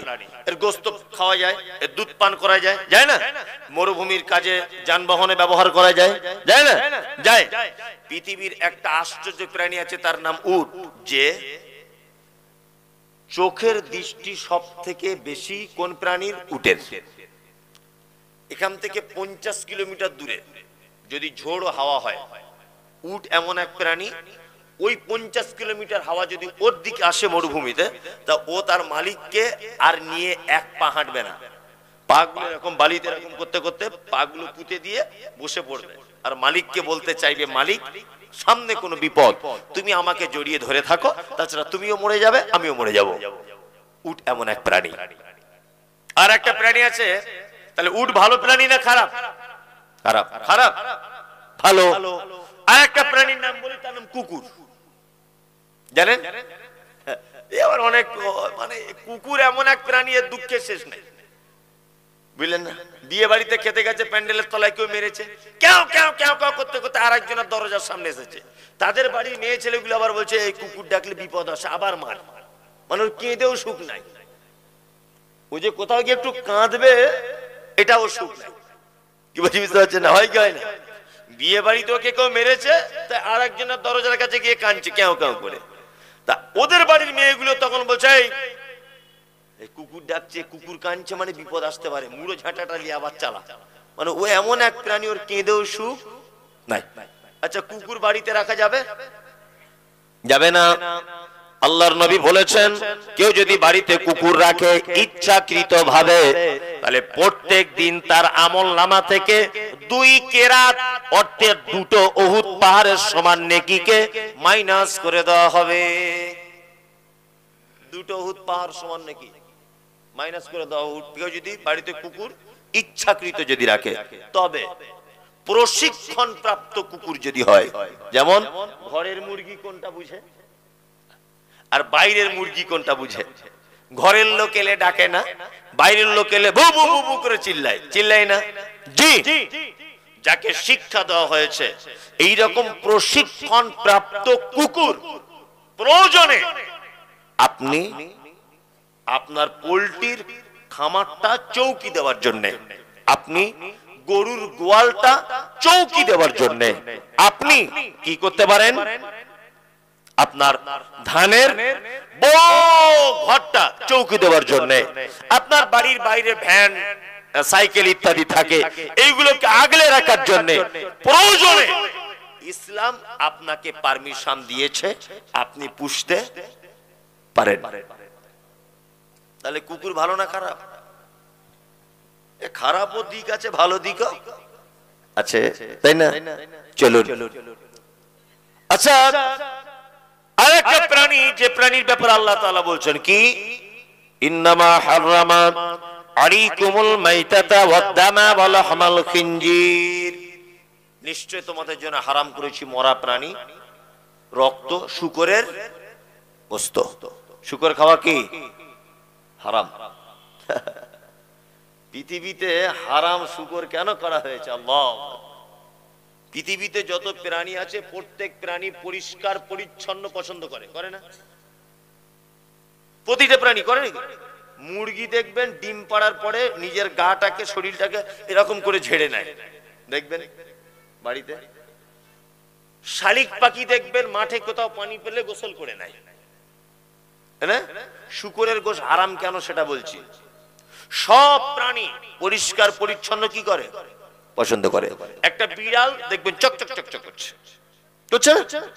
আচ্ছা, গরু সে দেখবেন চেষ্টা করে তার লেজ দিয়ে পরিষ্কার করতে নিজের দেহকে, তাই না? পৃথিবীতে একটা মাত্র প্রাণী আছে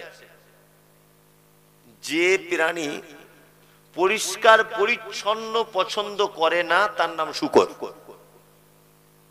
পরিষ্কার জায়গায় থাকলেও থাকবে না, ওকে নোংরা জায়গা না হলেও ঠিক জুত হয় না। কি বললাম বুঝলেন? এর নাম শূকর, এটা হারাম প্রাণী। আচ্ছা, শূকর কতটা হারাম? এই জায়গাটা যদি একটা গরু যদি হেঁটে হেঁটে যায়, বলুন তো এই জায়গাটা নামাজ পড়া যাবে কি যাবে না? যাবে। যদি একটা শূকর যায়, আর যাবে না, জায়গাটা ধুয়ে পরিষ্কার করে নিতে হবে। কি বললাম বুঝতে পারছেন? তার মানে বোঝা যাচ্ছে তার মাংস হারাম, তার দেহ হারাম, তার রক্ত হারাম, তার সমস্ত কিছুটাই হারাম, তাই তো? এইবার আপনাকে আমি বলছি, তিনটে প্রাণীর ভিতরে সব থেকে খারাপ কে? শূকর। আল্লাহই বলেছেন এই কথা, তাই তো? জি, আল্লাহ পবিত্র আল কোরআনে এবার একটা চমৎকার কথা বলছেন, আপনারা কেউ রাগ করবেন না কিন্তু।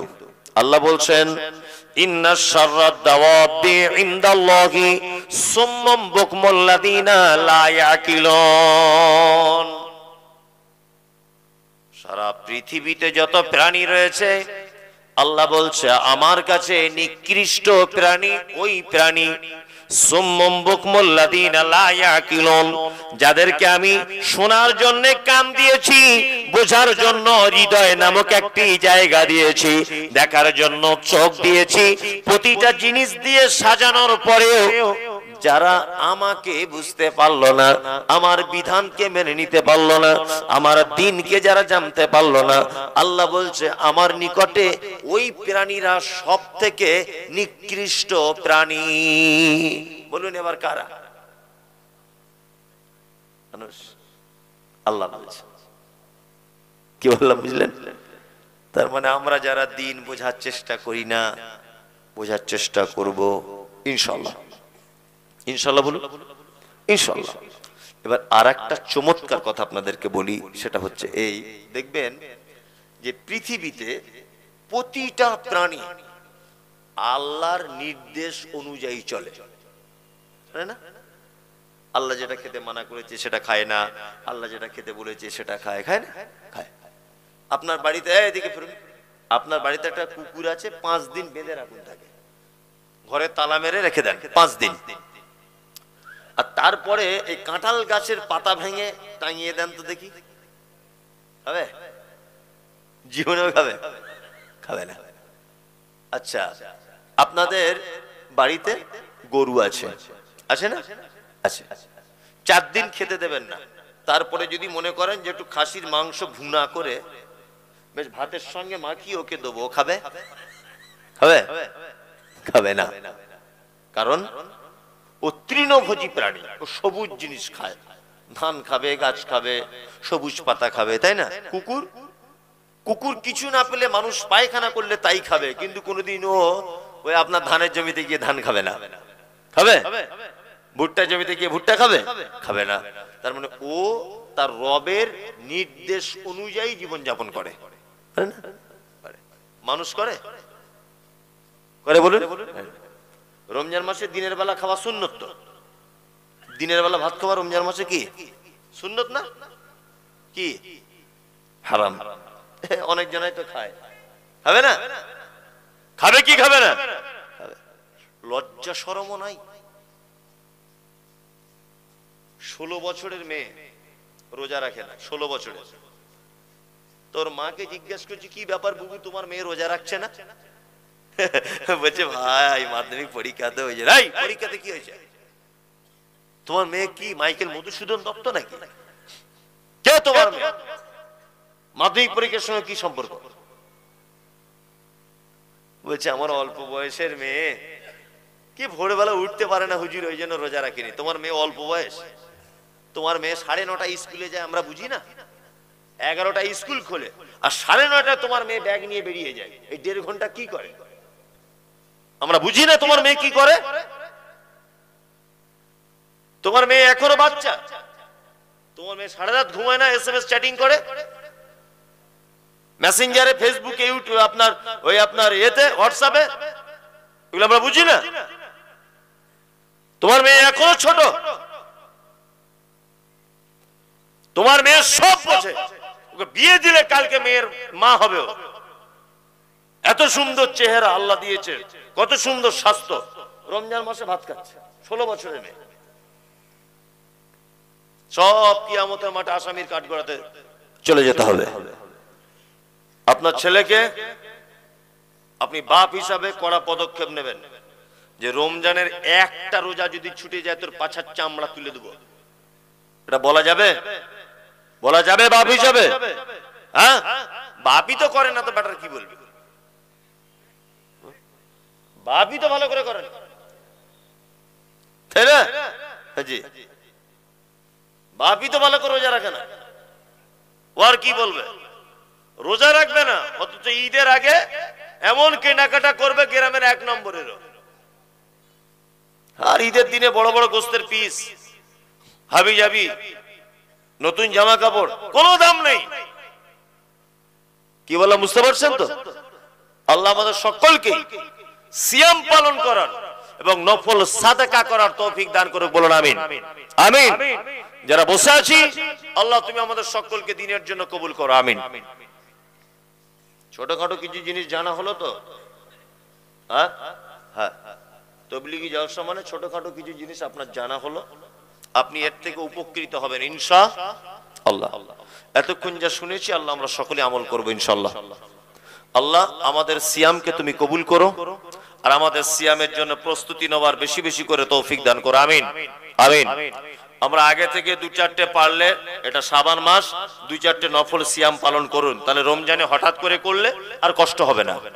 কি বললা বুঝলেন? শাবানে কিছু সিয়াম পালন করুন। এখান থেকে আমার বক্তব্য শেষ করছি।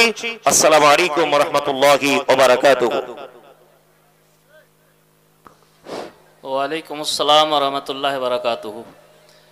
জাযাকাল্লাহু খায়রাল জাযা ওয়া হাসানাল জাযা ওয়া বারাকা ফি হায়াতিহি তাইয়্যিবা ওয়া আসলাহা সিহহাতাহু। আপনারা খাতমে মজলিসের দোয়াটা পড়ে যাবেন।